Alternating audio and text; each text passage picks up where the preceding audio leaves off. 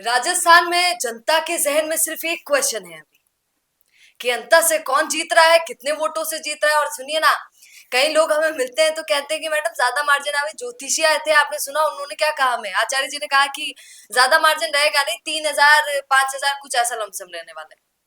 किसी और से पूछ लीजिए तो गुर्जर समाज के कुछ लोग कह देंगे कि नरेश मीणा जीत रहा है मैडम 10,000 वोटों से, कोई कह देगा 20,000 से जीत रहा है, प्रमोद जन भाई 50,000 से जीत रहे हैं। ऐसी ऐसी बातें लोग कर देते हैं। मैं तो कल देख रही थी कि कैसे नरेश मीणा स्टेज से खुलेआम बोल रहे थे, आपने सुना? और ये सुनने वाली बात है, हर किसी को सुननी चाहिए। उन्होंने कहा कि चाहे आपा ने जिताओ, चाहे मोरपा सुमन ने जिताओ, एक ही बात, चाहे कोई ना भी जिताओ, प्रमोद जन भाया ने मत जिताओ। बहुत अजीब बात है। प्रचार खुद ही कर रहे हैं क्या? तो आइए आज इसी पर चर्चा करते हैं कि किसको कितने वोट मिल सकते हैं। क्योंकि अगर आप कितना ही मना करें, जातिवाद राजस्थान में देखा जा सकता है और अंता के अंदर भी। तो जातियों के हिसाब से कौन कितने वोट लेकर जा रहा है, किस जाति का, आज सर से इस पर चर्चा करते हैं। नमस्कार सर।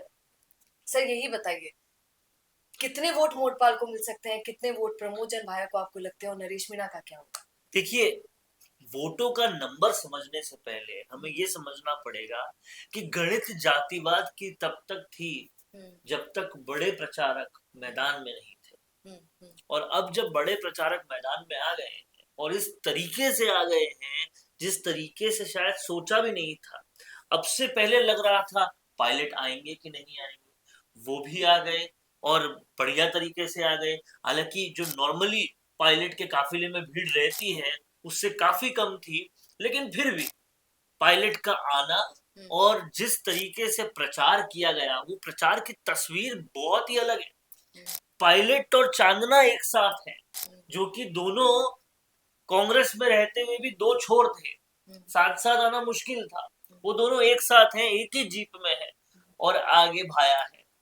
भाया और अशोक चांदना कोर गहलोत ग्रुप के हैं और उनके लिए प्रचार पायलट कर रहे हैं। हालांकि इससे पायलट की निष्ठा पता चलती है, पार्टी के लिए समर्पण पता चलता है, पार्टी सर्वोपरि है ये पता चलती है।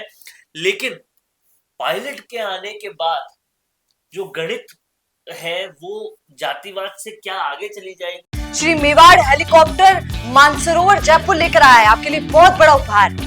रॉयल शादी एंट्री हो, इलेक्शन टूर हो, एयर एम्बुलेंस हो, पुष्प वर्षा हो या वीवीआईपी दर्शन हो, इसीलिए अभी तुरंत बुक कीजिएगा। देखिए, सबसे पहले समझने वाली बात यह है कि कास्ट की गणित तो सिर्फ तब तक थी जब तक बड़े प्रचारक मैदान में नहीं आए थे। बड़े प्रचारकों के मैदान में आने पर, और वो भी इलेक्शन से महज कुछ दिन पहले, वोटिंग पड़ेगी 11 को, उससे कुछ दिन पहले आने पे बहुत सारे तरीके बदल जाते हैं। फर्ज कीजिए कि अभी तक ये सोचा जा रहा था पायलट आएंगे कि नहीं आएंगे, लेकिन पायलट आए, पूरी तरीके से आए। तस्वीर ऐसी दिखी कि पायलट चांदना साथ में और उनके आगे कौन थे? भाया। यानी कि भाया और चांदना दोनों कोर गहलोत ग्रुप के, और उनका प्रचार पायलट कर रहे थे। हालांकि ये पायलट की तारीफ की बात है कि वो पार्टी के लिए इतने समर्पित हैं, इतने ज्यादा डेडिकेटेड हैं कि सारी चीजों को सेट अपार्ट करके वो प्रचार के लिए पहुंचे और पुरजोर तरीके से पूरे कन्विक्शन के साथ प्रचार किया। हालांकि उतनी भीड़ नहीं थी जितनी पायलट के साथ अमूमन होती है, लेकिन फिर भी आप देखिए, अब तक के जितने भी प्रचार थे वो एक तरफ और ये प्रचार था एक तरफ। पूरी भीड़ में जितनी भी भीड़ थी, एक ही तरह के नारे लग रहे थे।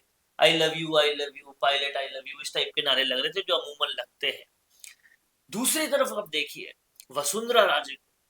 वसुंधरा राजे अब तक प्रचार में सिर्फ एंड मोमेंट पे आई थी, 2-3 दिन पहले ही आई थी, लेकिन जिस तरीके से कार्यकर्ताओं को आते ही लामबंद किया और सुबह से लेकर रात तक कार्यकर्ताओं की मीटिंग पे मीटिंग, मीटिंग पे मीटिंग। बीजेपी के अंदर सबसे बड़ी दिक्कत इस पूरे बेल्ट में ये थी कि बहुत सारे कार्यकर्ता डिससेटिस्फाइड थे, उनकी बहुत सारे ग्रजेस थे, लेकिन ग्रजेस को मैडम ने बैठ कर सॉल्व किया और लंबी लंबी मीटिंग्स लेकर सॉल्व किया। अब वहां पर हाड़ौती में यह है कि वसुंधरा राजे को महारानी साहिबा और महाराजा साहब दुष्यंत सिंह को कहा जाता है वो आके बैठ जाएं, ग्रजेस सुन ले, आश्वासन देते, उतना ही बहुत होता है कार्यकर्ताओं के लिए। और उन कार्यकर्ताओं की भीड़ आप देखो तो पूरे सचिन पायलट के कांग्रेस के पूरे काफिले की भीड़ एक तरफ और सिर्फ भाजपा के कार्यकर्ताओं का एक एक जत्था, अंता में भी सिर्फ एक जत्था, उनकी भीड़ उनसे कहीं ज्यादा थी। यानी कि कांग्रेस के पास, भाजपा के पास कार्यकर्ता ही इतने सारे हैं जितनी कांग्रेस के पास जनता नहीं है, और वो भी एक, सिर्फ एक पर्टिकुलर पोर्शन के। उन सबके ग्रजेस सॉल्व कर दिए। अब समझने वाली बात यह है कि ग्रजेस सॉल्व कर दिए, और धीरेन्द्र कमठानों के साथ बैठकर, पूरे अधिकारियों के जत्थे के साथ बैठकर जो काम वसुंधरा राजे ने बूथ लेवल पर कर दिया, उससे तो लगा कि बीजेपी बहुत जबरदस्त तरीके से काम कर रही है। और तो और बीजेपी के जितने भी प्रभारी हैं वो सब लग गए। ये बीजेपी की एक खासियत है कि इलेक्शन की तैयारी जिस तरीके से बीजेपी करती है उस तरीके से कोई नहीं करता। बहुत जबरदस्त तरीके से वो तैयारी दिखी। दूसरी तरफ हम देखें, नरेश मीणा का प्रचार करने के लिए आम आदमी पार्टी आ चुकी है, और आम आदमी पार्टी की महिलाएं क्या, आम आदमी पार्टी का पुरुष विंग क्या, सब प्रचार कर रहे हैं। तो कहीं ना कहीं अब प्रचार तेज हो गए, और आज सीएम और वसुंधरा राजे खुद रोड शो कर रहे हैं। तो आप समझिए प्रचार बहुत तेज हो चुके हैं, और इसका फायदा बहुत जबरदस्त तरीके से मिलेगा। अब अगर हम बात करें कि वोट किसको कितने मिलेंगे, तो समझने वाली बात यह है कि कास्ट समीकरणों के अलावा राष्ट्रवादी वोट, हिंदुत्व पे वोट, और कमल के निशान वाले वोट सब मोरपाल सुमन को जाएंगे। क्योंकि अब पूरी बीजेपी, अगर सीएम और वसुंधरा राजे, प्रेजेंट सीएम और एक्स सीएम एक साथ रोड शो कर रहे हैं, वसुंधरा राजे बैठ के बूथ लेवल की मीटिंग कर रही है, सब कार्यकर्ताओं को एक कर रहे हैं, तो कमल के फूल के सारे वोट तो मिल ही रहे हैं। तो वो सब मोरपाल सुमन को मिल रहे हैं। अगर वो चीज पुरजोर हो जाती है, और माली समाज के आप आधे भी वोट ले लीजिए, 40 नहीं 20 भी ले लीजिए, वो मिल जाते हैं, तो मोरपाल सुमन का काम तो ऐसे ही हो जाता है। दूसरा एक बहुत बड़ा डिफरेंशिएशन जो क्रिएट हो रहा है प्रचार के अंदर भी, कांग्रेस सिर्फ ये कह पा रही है कि भाई कंवरलाल मीणा को तो कोर्ट ने अंदर किया, भाजपा का खुद का विधायक गलत था, और फिर अब भाजपा वापस वोट मांग रही, तो क्यों वोट देंगे उनको कांग्रेस इस बात पे। दूसरा, कांग्रेस ये कह रही है कि 2-2.5 साल तक जो काम नहीं हुए उसके ऊपर हम करेंगे। तो ये सारी चीजें कांग्रेस कह रही है। लेकिन अब समझने वाली बात ये है, क्या इतना काफी? क्योंकि यहाँ जो बीजेपी नरेश मीणा एक लाइन क्रिएट कर रहे हैं वो ये है कि धनाढ्य वर्सेस आम कार्यकर्ता हो चुका है चुनाव। नरेश मीणा, मोरपाल सुमन दोनों आम कार्यकर्ता है, और दूसरा प्रमोद जनवाया धनाढ्य। भ्रष्टाचार वर्सेस क्लीन इमेज हो चुका है ये चुनाव। इन सब बातों पर कोई किसी से मिल नहीं सकता वर्सेस कोई आसानी से मिल सकता है चुनाव हो चुका है। ये सारे मुद्दे भी काम कर रहे हैं जातिगत समीकरणों के अलावा, और इसलिए जो है कहीं ना कहीं मोरपाल सुमन एक एज लेकर जा रहे हैं। लेकिन दूसरी तरफ से हम आप अगर समझे, नाम गांव गांव में सिर्फ अगर कोई जानता है तो भाया को जानता है। पर्सनली भाया को सब लोग जानते हैं, भाया से लोग मिल चुके हैं। और फिर वहां के गरीब तबके में आप अंदर जाओ तो कहते हैं बेटी की शादी कराते हैं भाया, दहेज दे देते हैं भाया, शादी में डबल बेड देते हैं भाया। गरीब के लिए ये बड़ी बात है बहुत, और वो एहसान वो कभी भूलते नहीं है, और भाया को पर्सनली लोग जानते हैं। अब वो जानकारी वर्सेस पूरे बीजेपी का साथ में आ जाना, उसके अलावा आप देखिए गौशालाओं को जो दान दिया भाया ने उसकी बहुत चर्चा है, मंदिर जो बनवाया भाया ने उसकी बहुत चर्चा है। तो ये सारे जो सामाजिक काम किए गए हैं वो भाया के बहुत ज्यादा पक्ष में जाते हैं। अब ये वर्सेस बीजेपी का एकदम साधारण कार्यकर्ता को खड़ा करना और पूरी बीजेपी एक साथ आ जाना, सारे कार्यकर्ताओं का प्रचार करना, ये क्या एज देके जाएगा? बहुत टक्कर का चुनाव होने वाला है। नरेश मीणा के लिए एक चीज बहुत आम कही जा रही है जो है भी, कि आधे से ज्यादा लोग बाहर के। अब बाहर के लोग वोटर लिस्ट में तो नहीं परिवर्तन कर सकते ना, वो क्या कर लेंगे? लेकिन नरेश मीणा जिस चीज को क्रैक कर पा रहे हैं वो फर्स्ट टाइम वोटर को कर पा रहे हैं। फर्स्ट टाइम वोटर जो है वो बड़े जोश में है, वो कह रहा है हमको तो क्रांति चाहिए। बट फर्स्ट टाइम वोटर की तादाद कितनी है? दूसरा, गांव में बुजुर्गों की बहुत सुनी जाती है, बुजुर्ग जो कह देते हैं वो होते हैं। तो गांव में बुजुर्ग या तो भाया के पक्ष में है या टोटल बीजेपी के पक्ष में, वहां पर नरेश मीणा है ही नहीं। तो नरेश मीणा के लिए एक बहुत बड़ा चैलेंज है। और एक गणित ये भी कहती है कि जब 20 दिन काम करके देवली उनियारा भी नया था, 60,000 वोट तब ले लिए, तब तो न झालावाड़ हुआ था और न समरावता उस तरीके से हो गया था, तब 60,000 वोट ले लिए, तो अब तो जेल भी रह लिए, सब कुछ कर लिए, तो इससे बेटर होना चाहिए। एक गणित ये भी कहती है। तो ये सारी गणित होगी और इससे एक ही कंक्लूजन निकलेगा कि मामला बहुत कांटे की टक्कर का होगा। अब वो कांटे की टक्कर जो है वो कहां तक होती है, क्या होती है, ये देखने की वाली बात होगी। क्योंकि वोटर लिस्ट का प्रारूप अगर हम देखें तो 9 नंबर पे आ रहे हैं नरेश मीणा और एक नरेश प्रजापति भी वहां पर है, तो कंफ्यूजन तो वहां पर होगा जब बड़े वोट बुजुर्गों कास्ट को करने। खास करके होता है हाँ, राजस्थान में बहुत है वो कंफ्यूजन होगा।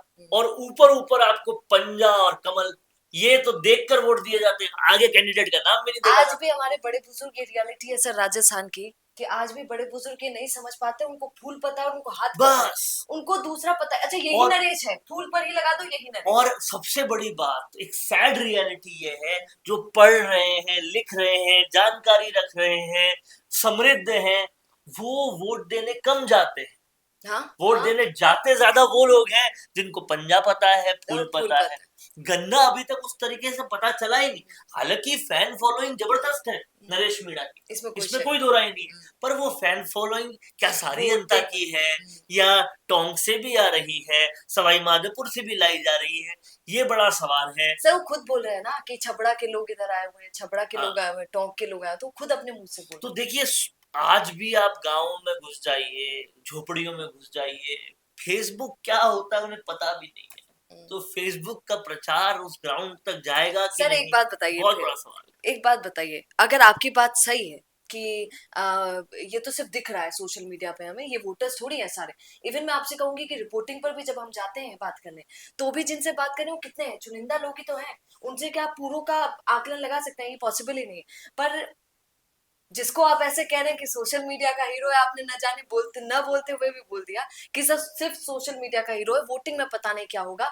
पर उसी सोशल मीडिया के हीरो से फिर इतने बड़े बड़े नेता डर क्यों गए? सुनिएगा, कल तक उसे निर्दलीय कहकर संबोधित कर रहे थे, आज बोल रहे हैं नरेश क्या है, नरेश तो आया था, नरेश तो ये, नरेश तो वो, इसे तो हॉस्पिटल में चला नहीं, जाना। देखिए, डर तो रहे हैं, इसमें कोई दो राय है नहीं। तो इसीलिए तो डर रहे हैं। आप इस बात को समझिए, कैंडिडेट 20 है, तो उन 20 कैंडिडेट्स में से, मतलब कांग्रेस और बीजेपी और नरेश के अलावा 20 और 20 है, उन 20 से तो नहीं डर, निर्दलीय तो वो भी है, लेकिन नरेश मीणा की तरफ हवा है, इसमें कोई दो राय नहीं है। तो वोटर्स की हवा भी तो है, वो लग लेकिन रहा है। आप इस बात को समझिए, वोटर्स की हवा है, ये बात आपकी सही है, लेकिन वो जो हवा भावावेश में आती है, वो वोट के बटन में कितनी पूरी तब्दीली होती है। 100% नहीं जाती, बिल्कुल भी नहीं जाती। क्योंकि आदमी कई चीजें सोच रहा है, मेरी सड़क बनाएगा क्या, मेरी नाले ठीक करेगा क्या, उसकी सफाई होगी और ये क्या, निर्दलीय इसकी सुनेगी क्या, इसके सुनेंगे क्या, 2.5 साल ही तो बचे हैं, सरकार करेगी क्या,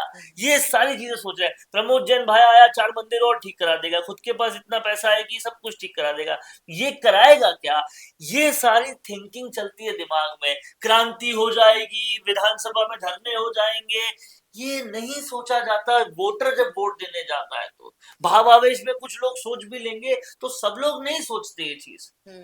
हमें प्रॉपर्टी का धंधा करना है, हमें दुकान लगानी है, हमें व्यापार करना है, हमें मजदूरी करनी है, कौन ये सारे कामों को बल दिलवाएगा, या फिर कोई ऐसा आएगा जिसमें हम सारे काम छोड़कर धरने पे चले जाएंगे, ये सारी चीजें सोची जाएगी। क्या बात बोली है सर, आपकी बातों से कई लोग नाराज हो जाए तो मैं बोलना चाहूंगी थोड़ा सा कि सर की बातों में दम है, उनमें नाराजगी होने की, ये रियलिटी पर बात कर रहे हैं, ये उस पर आप वो सोशल मीडिया की हवा हवाई में बातें नहीं कर रहे, तो ये रियलिटी है, हम किसी के पक्ष में बात नहीं कर रहे। देखिए, रियलिटी भी है। और देखिए, नरेश मीणा आ जाए अगर विधानसभा में, तो विधानसभा में अपोजिशन की आवाज उठेगी, धरने होंगे, ये फायदा है, इसमें कोई शक, ये फायदा है, 100% है। पर उस आने का जो प्रोसीजर है, उस प्रोसीजर की जो प्रैक्टिकलिटी है, वो उस पर तो बात करनी पड़ेगी, उस पर तो चर्चा करनी पड़ेगी, और वही प्रैक्टिकल है। और आज भी राजस्थान में, क्यों बिहार और यूपी जैसा राजस्थान में नहीं होता कि पंजा और फूल के अलावा भी JDA समाजवादी है, पार्टी RJD है, होती है, समाजवादी सब पार्टी। और आरजेडी होती है। इसलिए नहीं होती क्योंकि यहाँ आदत बदलनी पड़ेगी, और वो आदत अभी इतनी आसानी से नहीं बदल पा रही। बोतल का निशान भी अभी तक पूरी तरह से जहन में गया नहीं वोटर के, तो गन्ना तो अभी अभी आया है। बहुत बड़ी बात है।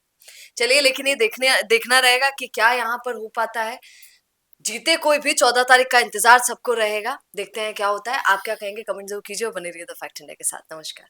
बिजनेस अच्छा हो सकता है, लेकिन अगर नाम नहीं दिखा तो पहचान कैसे बनेगी? अब टेंशन छोड़िए, द फैक्ट इंडिया आपके बिजनेस को देगा वो पहचान जो पूरे राजस्थान में हर किसी तक पहुंचे। न्यूज चैनल पर विज्ञापन, पॉडकास्ट और प्रमोशन के जरिए आप सीधे 5 लाख सब्सक्राइबर और 10 करोड़ से ज्यादा व्यूज तक अपनी पहुंच बना सकते हैं। तो देर किस बात की, आज ही द फैक्ट इंडिया से जुड़िए और अपने बिजनेस को बनाइए हर घर का नाम।